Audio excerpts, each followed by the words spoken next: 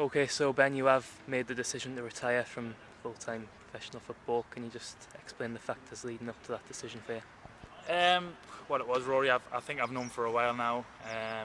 Obviously, I had a conversation with the manager and the chairman last week, and you know, the manager was very honest with us at the start of the season. He was bringing new lads in, but I thought to myself I'd give it a go and try and get in the team, and obviously I hadn't. So it was a case of, I was training every day and not playing on a Saturday, and I knew that that I didn't really want to do that. Obviously, I went to Shields to get some games, which I was grateful for the opportunity.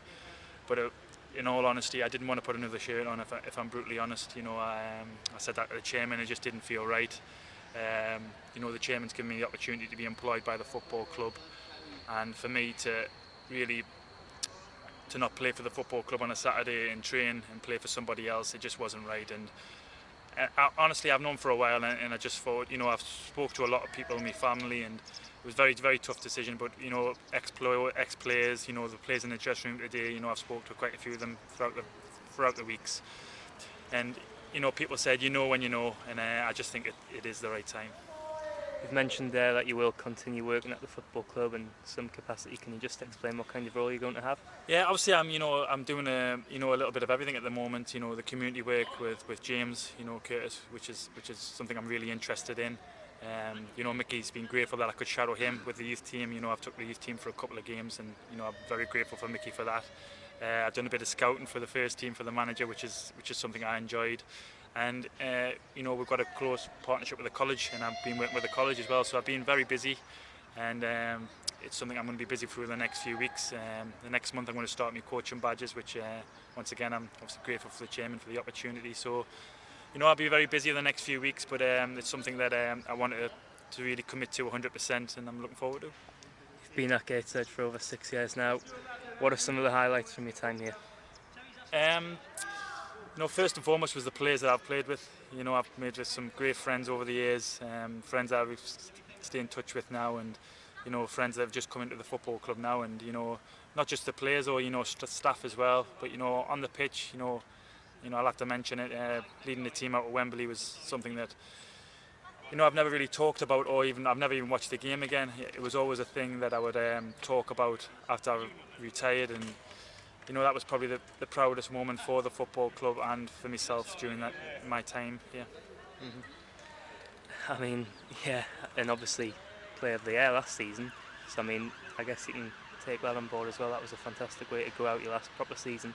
So many Man of the Match awards as well. Yeah, that was another factor in it. I had a conversation with the chairman, and I said to him, if this was going to be me last year, I could go out with my head high. Obviously, we didn't have a great season last year, but on a personal level, I did quite well, and I was pleased. It's ironic. I think the first season at the club I got Player of the Year, and when I finished it on the last season, which is fantastic. And like I said, we've just got a real strong feeling about the football club, and I didn't want to be them players that oversell the football club, but it does. It really has pulled on my heartstrings, and I'm very much committed to it.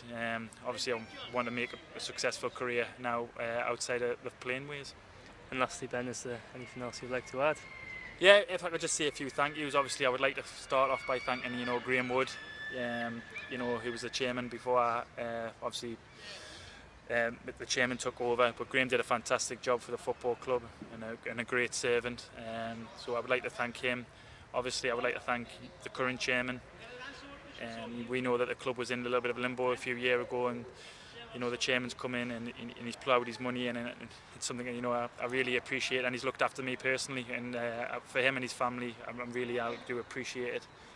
Every other members of staff, yourself, Mike, Brian, GMAC, ground staff, match day staff, volunteers. I know this is not an Oscar, but it's important that I say this and I thank them. People on reception, Kitman, JJ, I'll have to mention him.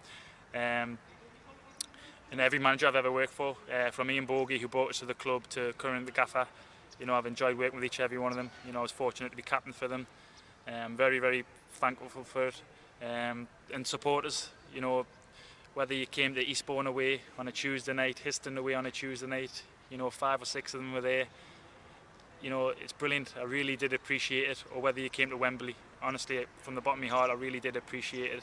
We're trying to get more people into the football club. Getting a bit emotional, but I really did appreciate you coming to the games. It really did mean a lot. And for the players, like I said, every player that I've played with, you know, enjoyed it, loved it. For players, don't take your career for granted. Enjoy it. This is a proper football club. It's run really good. And lastly, if I could, Rory, just to me family, my wife and my children, and obviously mum and dad for coming to the games. So, cheers. That's brilliant, Clarky. You've been Cheers, man. fantastic. Cheers, All the man. best, yeah.